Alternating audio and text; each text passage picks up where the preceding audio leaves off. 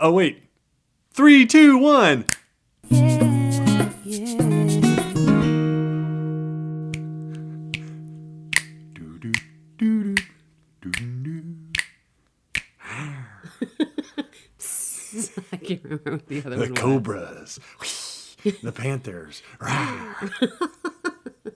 Nothing tougher than some slick back hair and some dance moves to make And a you. switchblade blade And a knife. switchblade.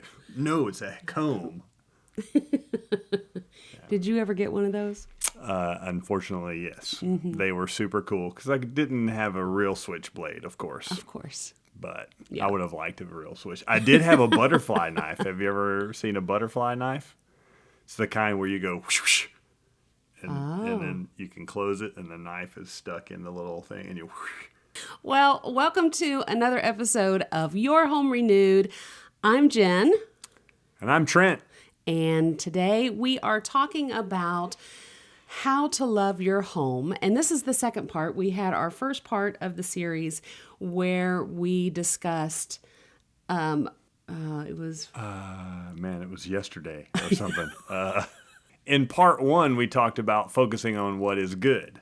That's right. And so today we are going to focus on, What you can control. that's right.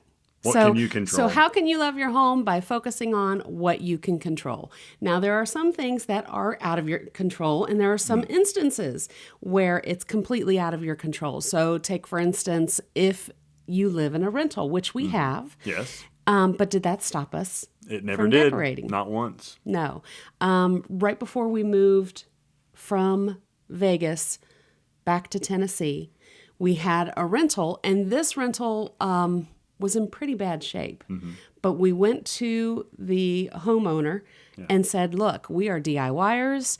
We would love to kind of, while we live here, make some improvements to the home. Would that be okay? Would you negotiate on the rent? Yeah. And so we were able to kind of fix up the place a little bit for them. Yeah, that's right. And So that that's a pretty handy life hack. that's right. You know, hey, if I get a little break on the rent this month, but I fix this light. We had to replace, because the washer and dryer were upstairs, the drain pan. Oh yeah. So that was part of it. Mm-hmm. Now, one thing that we did for decorating was we installed a temporary backsplash. And I Yeah. think we attached it either with really small finishing nails or we attached it maybe with those Velcro strips that you can Okay. hang pictures with. You know, we used to use quake putty since we lived out west Yeah. where there's earthquakes. And it's just, they use it in museums too. Like if they're going to put a vase, is that how you say it? Vase.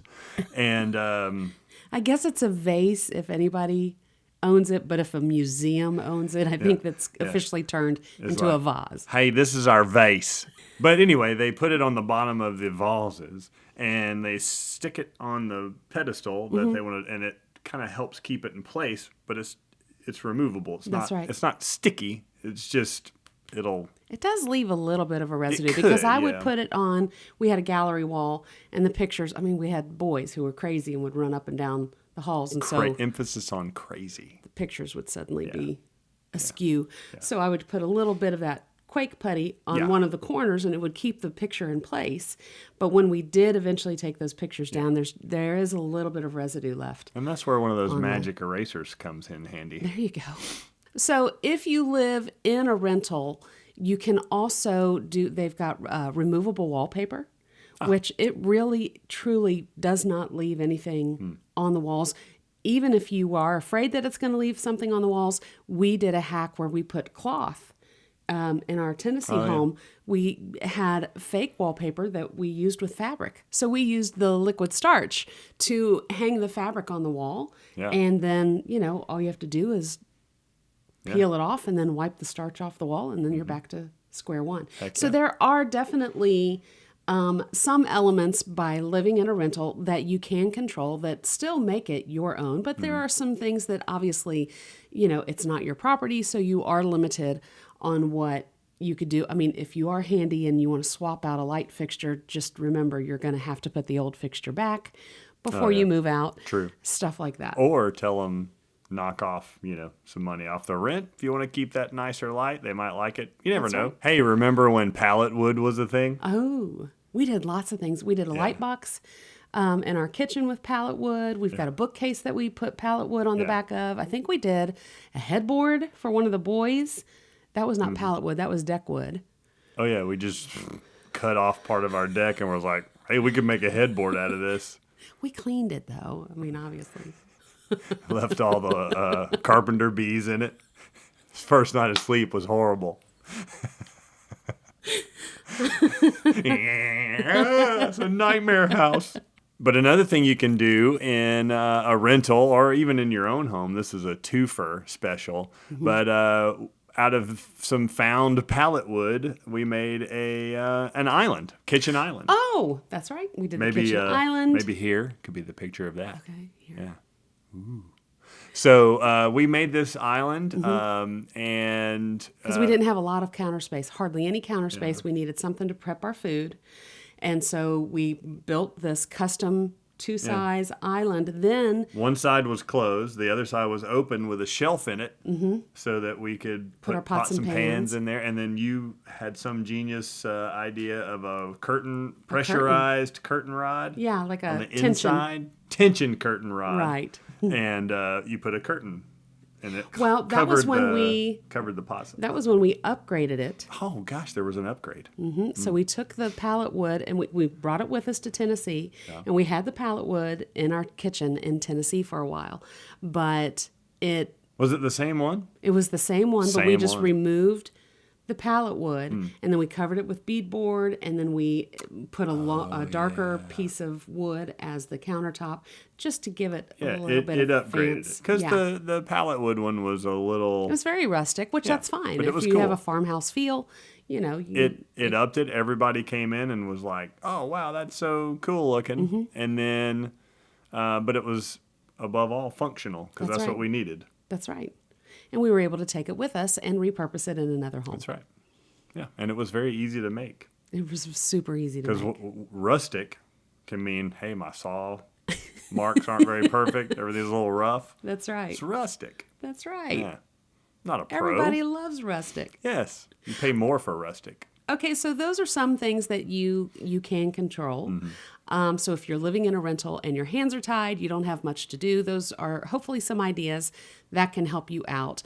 If you aren't allowed to paint, I know that in one of our rentals, we talked in our last episode how we did a faux finish and got permission from the homeowners. Always talk to them. You never know what they're gonna That's right. agree to. Right, that's right. But if you are limited, you're not into doing the faux wallpaper, you can always add color by incorporating pillows or a throw blanket, or there are other ways that you can add your personality, even if you do have those stark walls that you're not too fond of. That's right. You can also add plants around the house. Oh, that's right.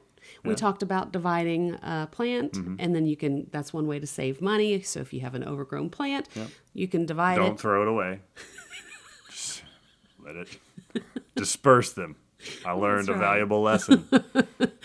But you can always add plants. That touch of greenery works. Fake And ones too. I love fake plants because I And you don't really have to struggle. water them. And this one, Yeah. that behind that, Yeah. I It's just drinking watered some it. water right now. Hopefully, like, come back to life before the podcast's over. Is that how plants talk? I don't think know. so. Is it the same old man who's? Oh, Mary, I'm a plant and I'm calling you on the phone. Okay, well, so there are some things in our home that we currently live in that are out of our control. We've got super tall children. Our one son, I mean, he barely clears doorways. He's so tall. We use his hair to dust the ceiling. Put a balloon, make sure it's real Couple of Swiffers. staticky. Couple of Swiffer hats. And he just walks around the house. Like a bobblehead, apparently. Yeah, I guess. Yeah. No, but we do wish, like, I love the look of tall ceilings. Mm-hmm. And we've just got the standard 8-foot ceilings. I wish we had 9-foot ceilings. It's just 14 feet. would be 14 feet. Perfect. A little more reverberous and I musical. would think. So even though we don't have those tall ceilings, that didn't stop us from putting beams in our bedroom. Mm-hmm. And so instead of having the really thick 4-inch beams, they're just really thin and close to the ceiling. Yeah. But you still get this look that you've got beams in your ceiling. And it looks great, even though every 4 feet you have to duck just a little bit to get under the beam. But other than that, Can you imagine? I think we made these too low. But that helps. Also, we've noticed that when we pull the popcorn down, Yeah. that somehow that gives you like another half inch. I mean, it doesn't And it because feels it's just, like, and there's nothing. It gives you nothing. but it seems it so much just- taller. Yeah, because the popcorn really casts or collects. I don't know what the right word would be, but it's like shadows. So it's kind of a very dark ceiling, so it kind of gives it that Yeah. ominous, That's what it is. depression, So, yeah. Well, there are some people who love their popcorn ceilings. And if you love your popcorn ceilings, I mean, rock it and own it and love it. They love their popcorn ceiling? I have had some comments when I have posted about the popcorn ceiling because I've got a tutorial video, and I can make sure to have a link for that of how, like, we've got a little secret trick that we've done to scrape our popcorn ceilings. But I've had some people send me messages saying, "Hey, I love my popcorn." I'm like, "Good, Okay. you love it. That is awesome." Yeah. So Maybe in the right situation or room, it looks okay. But in our house, which is already kind of dark, and we can't control anything about that. We can't. I mean, we could spend a lot of money and start busting out brick and adding more windows or busting out the roof and putting in skylights or something. But, Right. I mean, that's, yeah, we're not going to do that. I'm No. not that advanced yeah. in construction. Well, remember our rules. If Yeah. if it breaks, or I'm sorry, if it can catch fire, Yeah. if it Can leak. leak, if it can electrocute you, Yeah. and then also if it's too tall. True. So we've got some Got rules a of few thumb. rules, and some of those rules we break here and there because some things that leak we've been able to fix. Yeah, but I mean But nothing like I'm not going to run a pipe through the whole house no.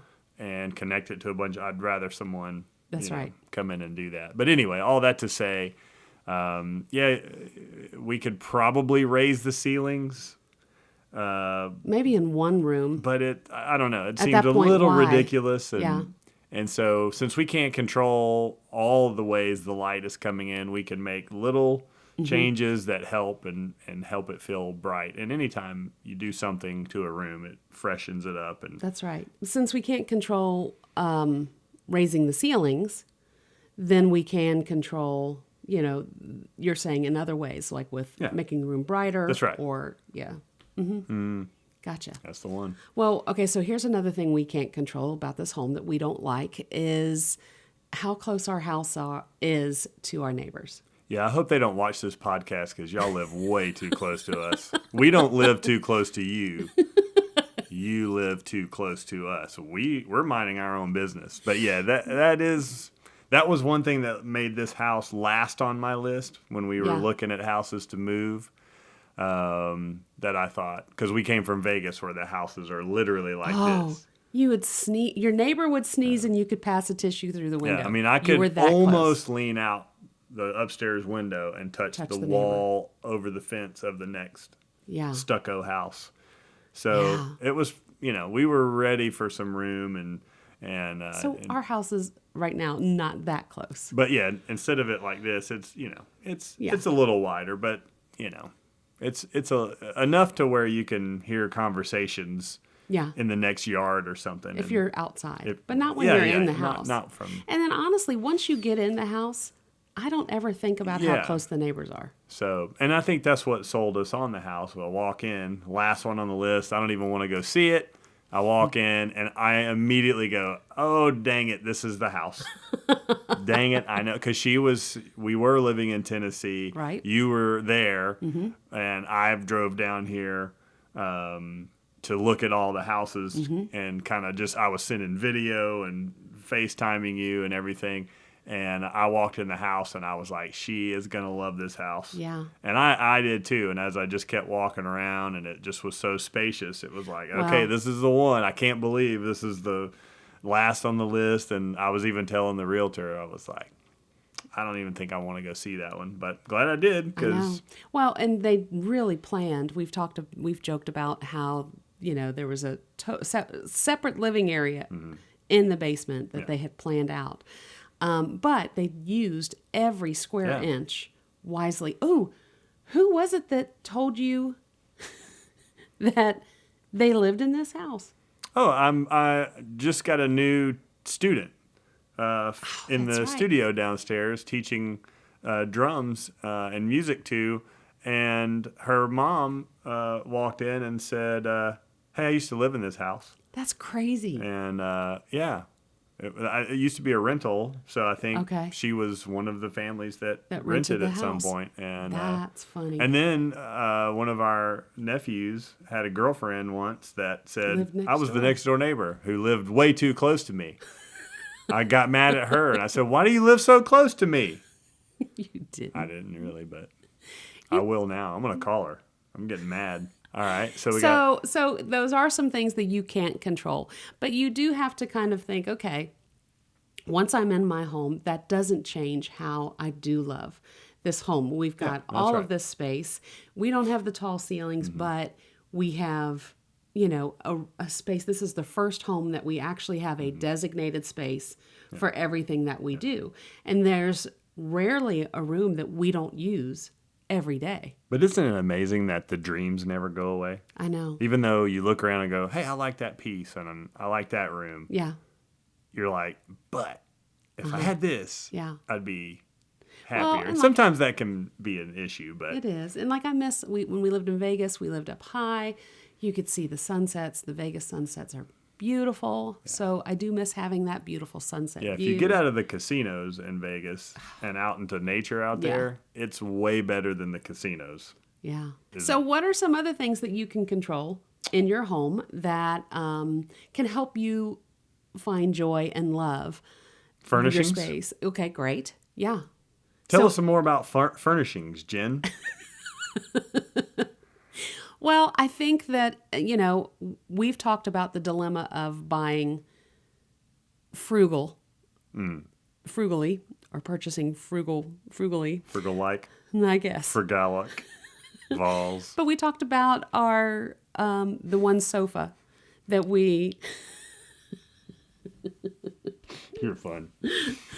Yeah, like, okay, let me just put it in man terms. Buying crappy couches or buying comfy couches, you know? Yeah. I mean, we've done both. we've done both. But probably bought more crappy couches than Yeah. good ones. So sometimes it's better to just get the good one like we talked about. Right. So And we talked about that in our Save versus Splurge podcast episode. So that's one thing that if you are kind of wanting to deep dive into furnishings, you can go listen to that podcast, Yeah. and we do go over some of those elements. But to briefly touch on that here, I think that if you want to have that big, beautiful bed, then it's worth the splurge. Like I remember that huge bed that we refinished.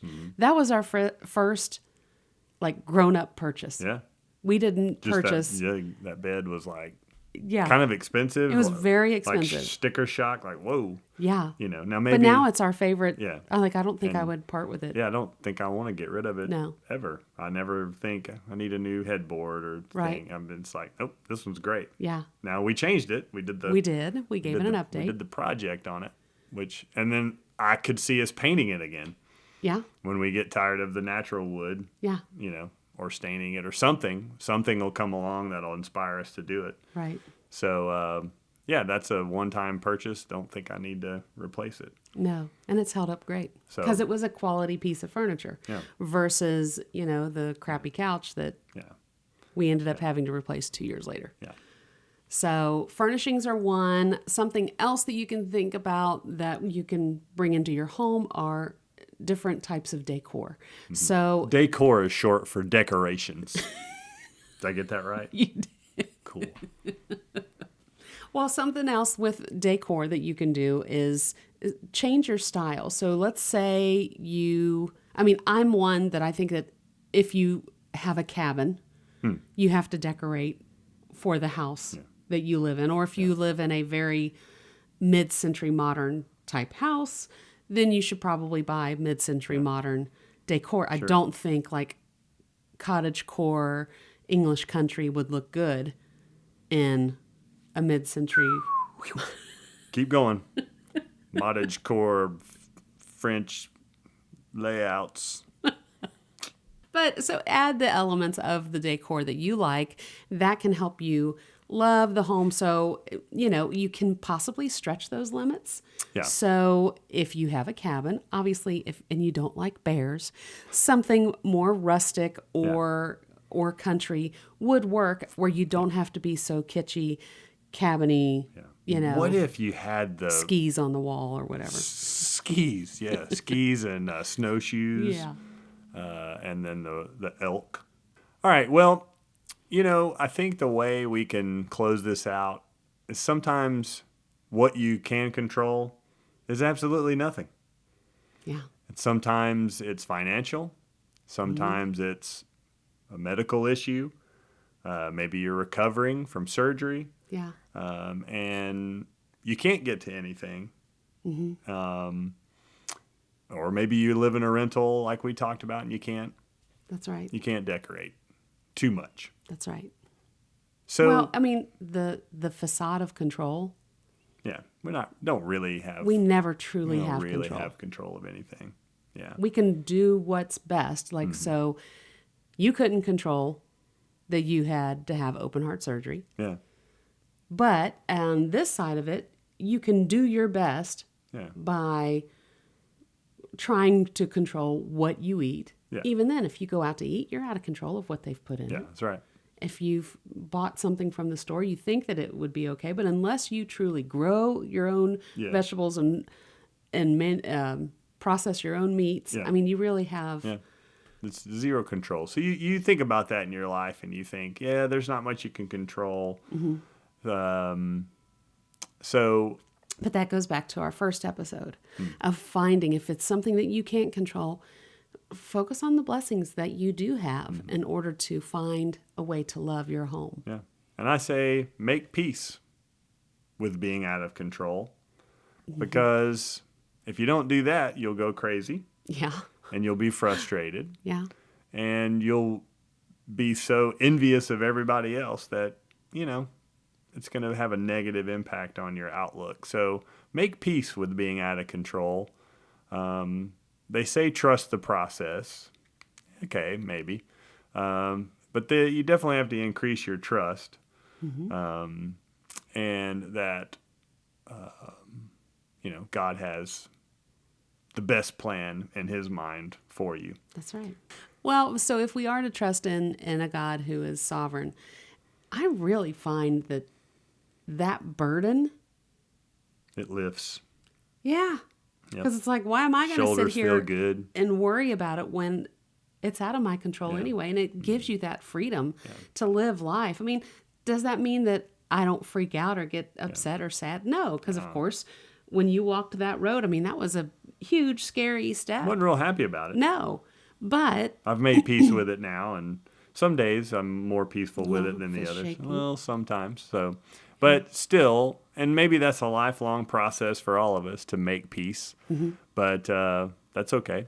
But I think that it is the trusting in the thy will be done that helps alleviate any of that feeling of control that you think that you may have. And I think that's the ultimate way to find peace. Yeah. And so maybe focusing on what you can control is recognizing that you really can't control That's anything. right. There is the rub of it all. Yep. That's right. And so, yeah, maybe that's that final trust is like the final release of it, because we're going to fight it Yeah. and we're going to be upset. No. Let me do this thing. Right. And then you realize everything's just falling around. Just release it, trust, and then the peace comes in, trickles down a little right. bit. But Peace that surpasses all understanding. imagine if we just reverse the order, though, and all the other stuff just wouldn't even come around. So that's the peace, Yeah. the ultimate peace. So. Ultimate peace. Well, All we right. hope that this gave you some ideas and suggestions for focusing on what you can control in your home. And maybe it's that realization that you don't have much control at all, and then finding peace with that. And that helps you build that love for your current living situation. So next week, we're going to be back with another part in this How to Love Your Home series. Yes. So you won't want to miss that. Make sure to subscribe on your favorite podcast listening station, or you can always catch our antics here on YouTube as well if you want to see the video of these podcasts. Like and subscribe and hit the bell and all the things that I hope you're doing. Because I need more peace. All right, guys, have a great day. Bye.